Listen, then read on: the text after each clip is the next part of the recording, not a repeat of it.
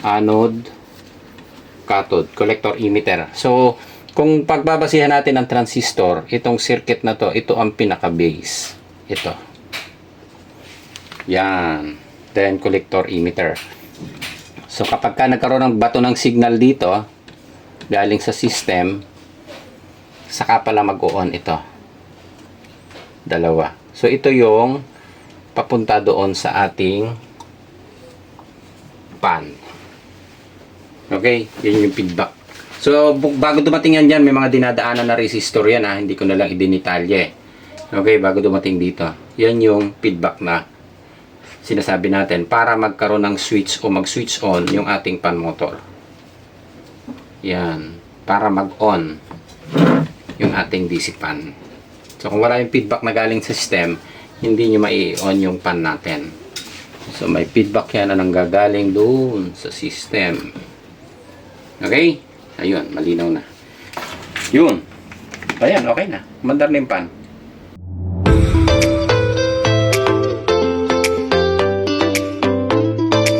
Okay, good day.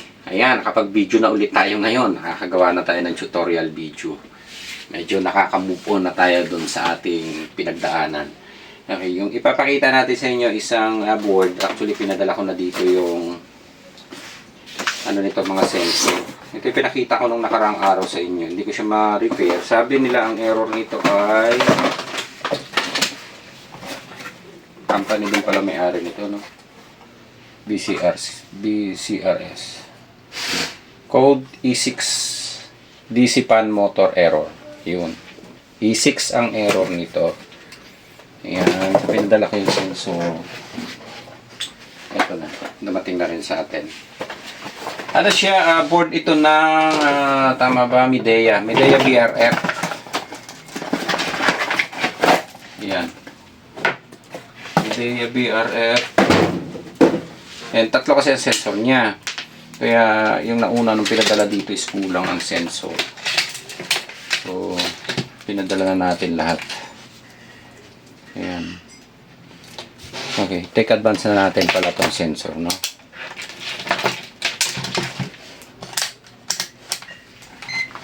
Yan, ito yung kulay blue. Actually, alam ko pare-parehas lang ito ng value. Yan, BRF kasi ito kaya hindi ko ganun kakabisado yung mga value ng sensor. Ayun, nasa 9.9K. Pero malamig dito kasi sa room namin, buhay yung aircon. 9.9.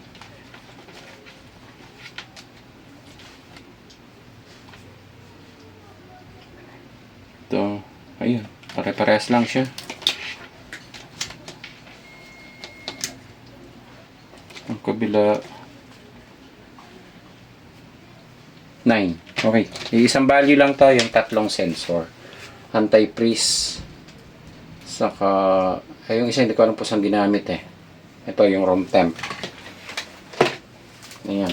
Magsasalamin muna tayo at masakit ng mata. Okay. Testing natin kung anong error.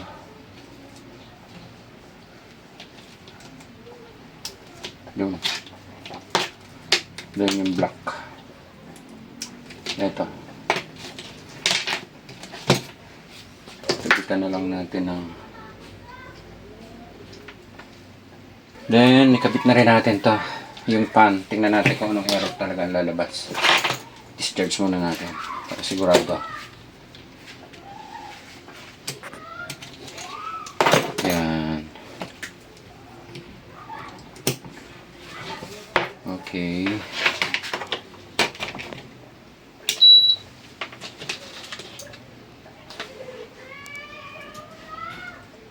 Six 06. Ano ba error nun? E6. Tama yata ito. E6. Ayan. So yung pan motor hindi maandar. Ayan. So malambot naman siya. Actually itong pan na to, hindi siya na-check kasi ito yung 5 terminal eh. Ayan. Ayan. Okay. So hindi lumabas yung E6 error. So lumabas sa kanya E1. Wala kasi yung ano eh, wala tayong outdoor unit kaya lalabas talaga dito is yung communication. Pero dito sa pag-check natin, hindi umandar yung ating pan. So pagka ganito, i-check na lang natin muna yung supply. Yan, katulad yan, nag-set ako ng DC. And titingnan nyo na lang ulit yung supply dito, yung 310 volts. Ayan, meron tayo. Then, yung 15 volts.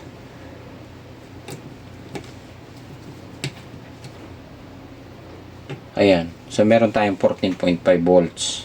Ito. So, ibig sabihin may supply siya. Pero ang problema natin, ayaw umandar ng pan. Okay, so i-detalye lang natin ng konti. Okay. So, yung makikita nyo itong pan natin, 1, 2, 3, 4, 5. Yan yung 5 terminal. So, pag 5 terminal ang ginamit, ibig sabihin yan, yung pan natin, nandito sa loob yung pinaka IPM nung ating pan. So, meron pa siyang electronic part dito sa loob.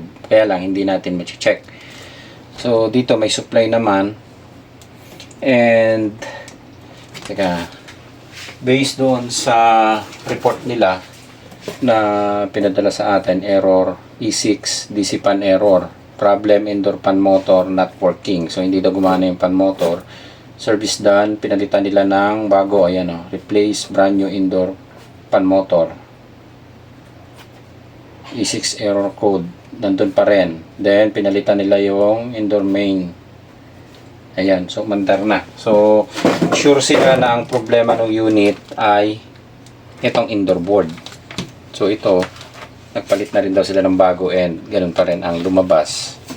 Medyo mahirap kasi i-check ang BRF dahil usually sa unit dapat ito chine-check pero kompleto naman siya doon sa indoor. Ang importante mapaandar natin yung pan. So doon sa check natin ng power supply, meron naman siya. I-drawing natin para makita natin. Okay. So sa part ng power supply ay ng ating pan motor. Ayan. 1, 2, 3, 4, 5. So ito yung pan. iPad. Pan. Okay? So ang pan motor natin is DC. Yung una, pin natin is ito yung 310. Ito is negative o ground. Yan. Then, itong supply na isa is ito yung 15 volts. Yung dalawa na nandito, ito yung feedback para mag-on yung ating pan. Galing sa system. Yun. Galing sa system. Marami na tayong ginawang ganyan eh. So before siya pumunta doon sa system, dumaan niya ng dalawang puto-coupler. Makikita natin yung puto-coupler dito. Ito. Yan. So doon sa dalawang puto-coupler na yan, ito yung dalawang terminal na i-drawing natin. Yan. Ito. Okay. So ang puto-coupler, kung aaralin natin, madami na tayong ginawa nito eh. Ito na nga lang ulit. Okay.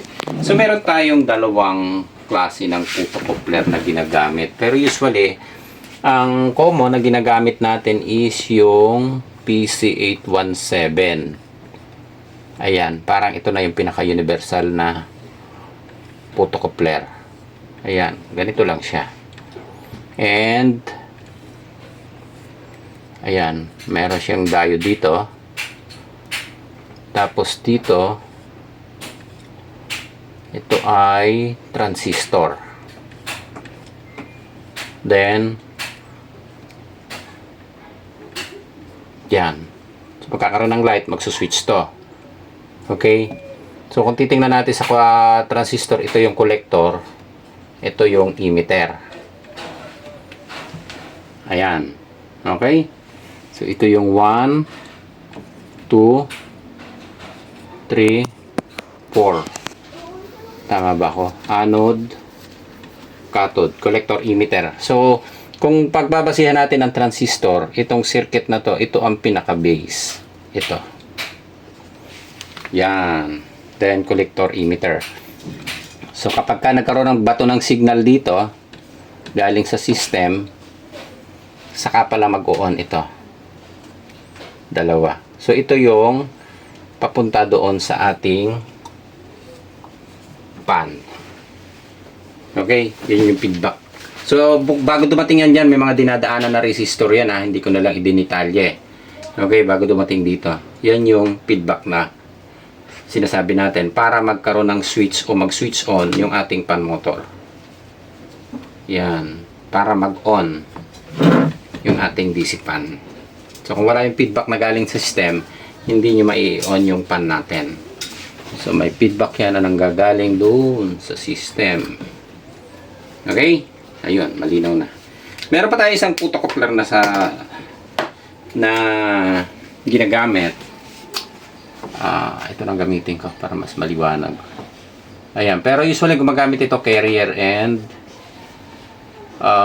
tawag dito Panasonic yata. Ayan, so ganyan din naman yan. Ito collector, ito emitter. Then ang kaibahan lang dyan, yung diode na ginagamit, dalawa. So, merong isa dito, merong isa dito. Yan. Kaya minsan pag chinecheck nyo, akala nyo, defective. So, ito yung 1, ito yung 2, 3, 4. Okay? Ayan. So, may dalawang diode dito. Pero ang function niya ganun din. Ayan. May dalawang diode yung loob. Ito, yung PC817 na common na ginagamit, ito, isang diode lang ang ginagamit. Ito lang. Yan. Okay. So, ito bihira namang gumamit eh. Ang kadalasan gumagamit na nakikita natin dito si Carrier at saka si Panasonic namin nakikita. Pero doon sa katulad nito, si Namidea, ito common lang to. Kaya kumbaga yung pinaka-universal na ginagamit na photocoupler, yung PC817. Ayan. 3 and 4. Okay? Ayan. So, sa gagawin natin na troubleshooting, okay. So, tatanggalin ko ngayon tong photocoupler na dalawa. Buhayin ko na ilaw. Madilim ba? Ayan. Ito yung dalawang photocoupler na ginaganon ko sa inyo. Kutkutin lang na natin ito. Hindi ko makita yung number eh. Medyo may kalabuan na rin ang mata natin.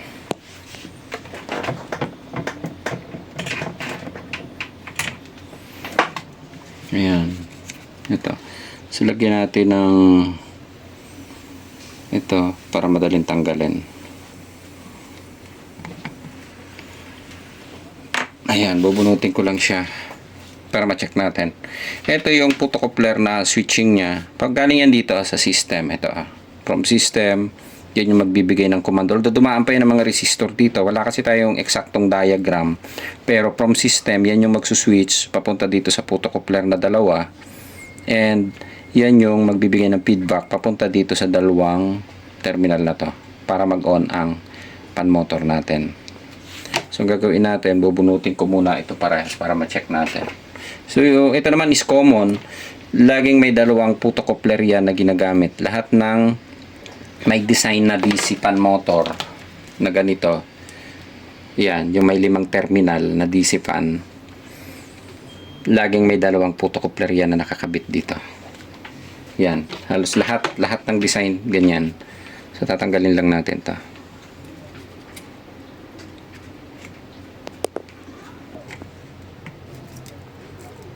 Bunutin na rin natin 'to.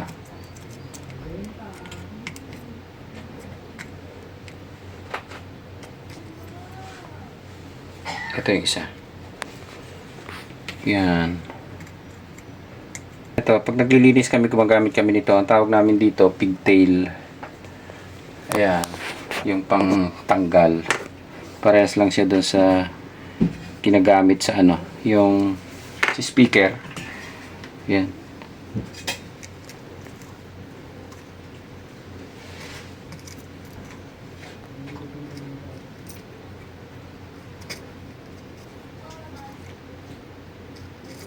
Yan, para malinis yung LED.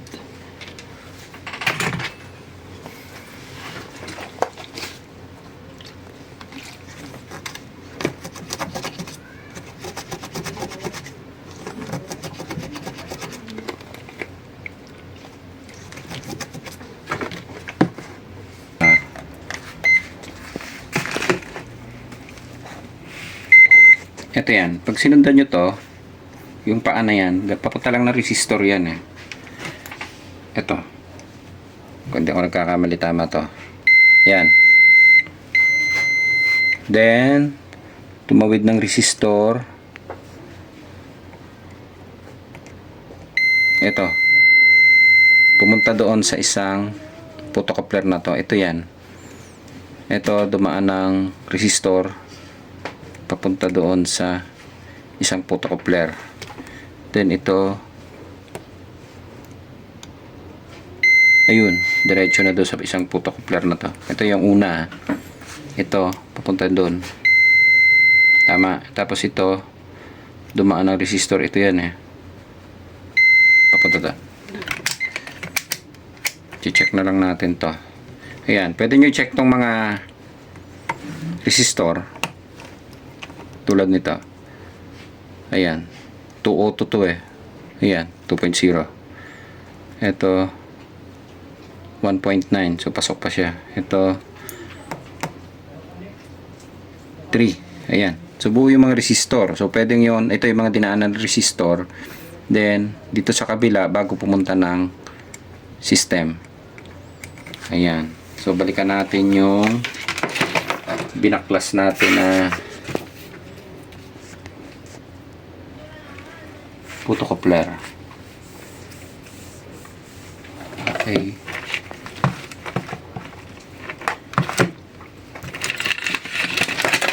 Eto, naituro ko na naman doon sa ating mga YouTube na ginawa dati na video. So, pwede kayo muna, unang pag-check nyo is sa X1 kayo. Then, yung pinaka-diode nya, i-check nyo. Kung may shorted, ayan, reverse. Ayan na, meron naman siya. Then, do sa collector and emitter, pwede kayong pumunta sa X10 sa tester nyo. Then, tingnan nyo kung may resistance. So, bahagya lang yan. Or, mababang resistance lang ta. Ayan o.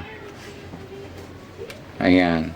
So, ito yun. Para hindi na kayo magdalawang tester. Pwede naman siya na i-check. Pero mas maganda kung papasukan nyo ito ng signal. Then, titingnan nyo kung anong resistance doon sa kabila. Then, itong isa. Ayan. So, parehas din siya doon sa collector emitter. Yung base emitter. Ay, yung ano din cathode. Ayan o. Ito ang problema niya. Short yata ito. Ayun. Compare natin yung isa.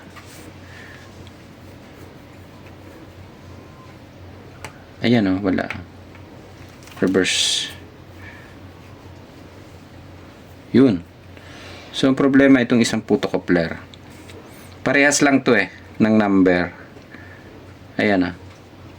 Then, pag ni-reverse ko siya, yung shorted yung isa. Ito. Photocoupler. Shorted yung dito sa din-drawing natin.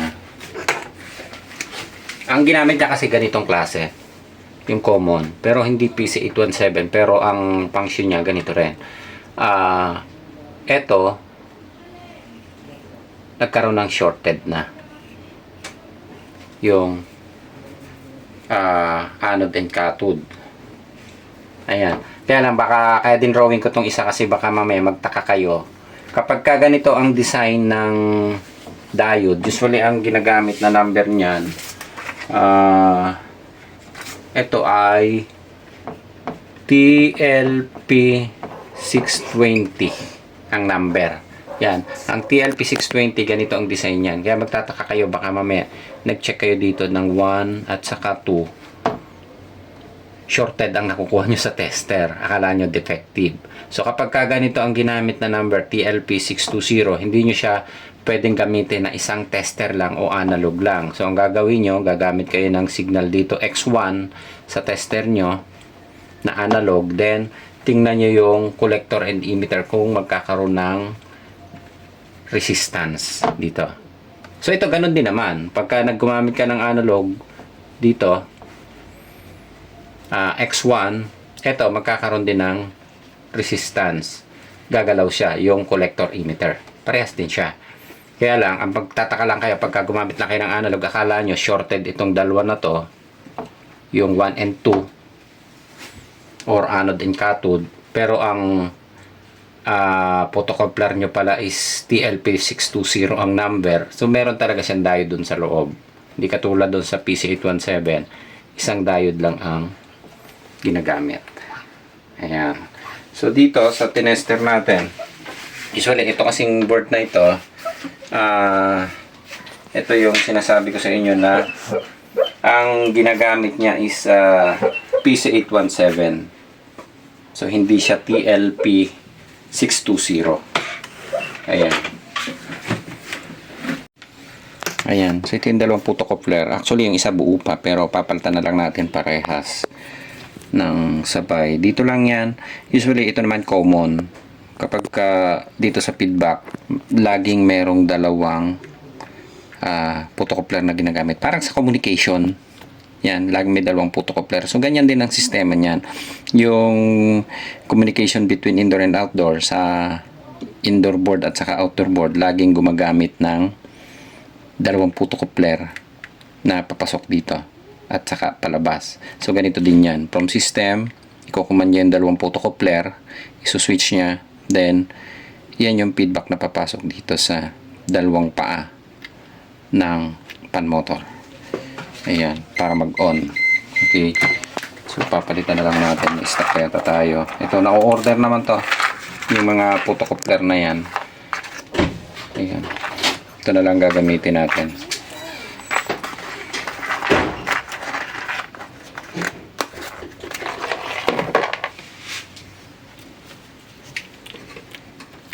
Okay. Ayan. So, ito yung good na photocoupler. Ito usually kapag naka-extend kayo, para mabilis lang ang pag-check kaysa gumamit kayo ng dalawang tester. Ayan na. Pag nakuha nyo yung resistance na yan, dapat pag reverse nyo, wala. So, ganito yung mga PC817 na. Wag lang yung TLP620. Ayan. Wala dapat resistance yan. Itong kabila, ganoon din yan. Ayan. So, ito yung bagong photocoupler. Ayan na. Ayan. Wala kayong resistance dapat na makukuha. Then, ito yung defective. Nasaan na yun? Ito yata yan. Ayan na, resistance siya. Then pag ni-reverse nyo, meron pa rin. So baka nga, yun sabi ko sa inyo, baka magtaka kayo, yung photocoupler na to, titingnan nyo yung number. Kasi baka kala nyo buo, kasi yung reference nyo is yung may dalawang diode. So pag may dalawang diode, ganyan na makukuha nyo talaga dyan. So ang kailangan nyo pang check dito, kapag may dalawang diode, yun yung mag-i-input kayo dito sa anode and cathode, and titingnan nyo yung resistance dito sa collector and emitter. Ayan. Yun doon sa drawing natin, kung babalikan natin. Look po lang. Ayan na. So, collector emitter, magkakaroon lang yan ng resistance pag pinasukan mo. Kaya lang, kung may dalawa kang diode, shorted na makukuha mo. Then, yung PC817 naman, isang diode lang yan. Yun yung anode and cathode lang. So, pag na-reverse nyo, dapat walang resistance. Ito, yung TLP620, kahit i-reverse nyo, may resistance siya talaga kayo makukuha. Ayun. So, balik tayo ulit dito. Ikakabit na natin. Ayan. So, ito yung defective. Ito stock na namin to eh. Ayan. Isa lang ang defective dito. Pinalitan ko lang parehas.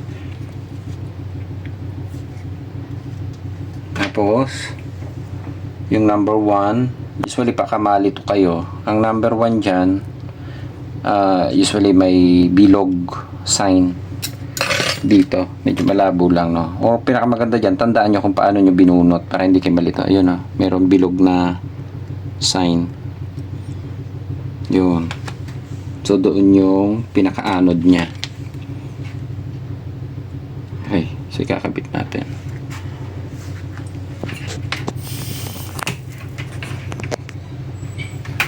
Lagyan natin ito para madaling dumikit. Yan.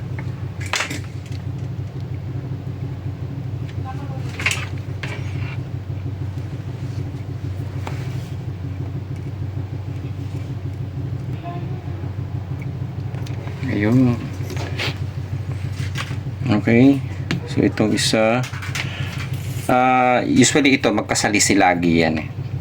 Parang doon sa communication. Kung ang pwesto ng isang photocoupler is nandito yung anode and cathode sa dulo, so baliktad naman doon sa kabila.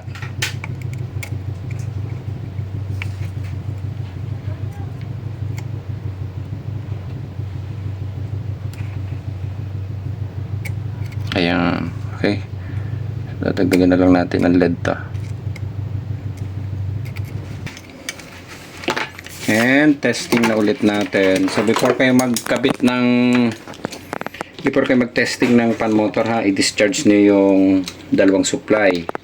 So itong 310, yun o, may charge pa siya. Then itong kabila, yan. Always nyo i-discharge to ha, kasi masisira ang pan nyo kapag hindi nyo discharge to. Yan. Itong dalawang supply na to.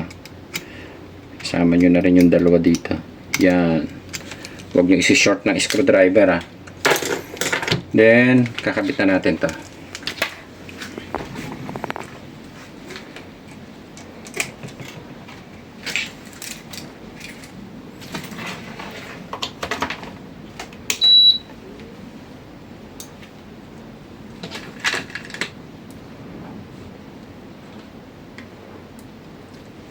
Yun.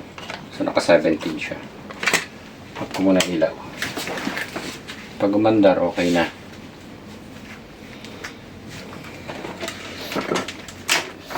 Yun. Ayan, okay na. Umandar na yung pan. So, lalabas ito. Iwan na rin. Ayan. So, usually naman, ang check natin is DC. Hindi nyo kasi makukuha ang supply nitong dalawa eh. Kasi feedback to eh. Ito lang makukuha nyo talaga dyan. Yung dalawang supply pa rin. Yan yun, 310 volts o 308 yung nakuha natin. Then, yung ating 15 volts, yan o, 14.5. From ground at saka yung feedback natin, ayan, nakuha natin 2.8. Yung kabila, 7.3. So, naglalaro yan, depende sa speed. Ayan, huminto na siya. Lumabas na yung E1. Okay. So, okay na ta. Kumanda na. Ulitin lang ulit natin. Yan, reset lang natin. Okay.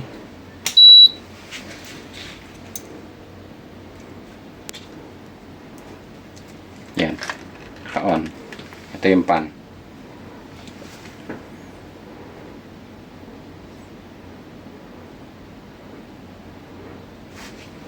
Reset 26.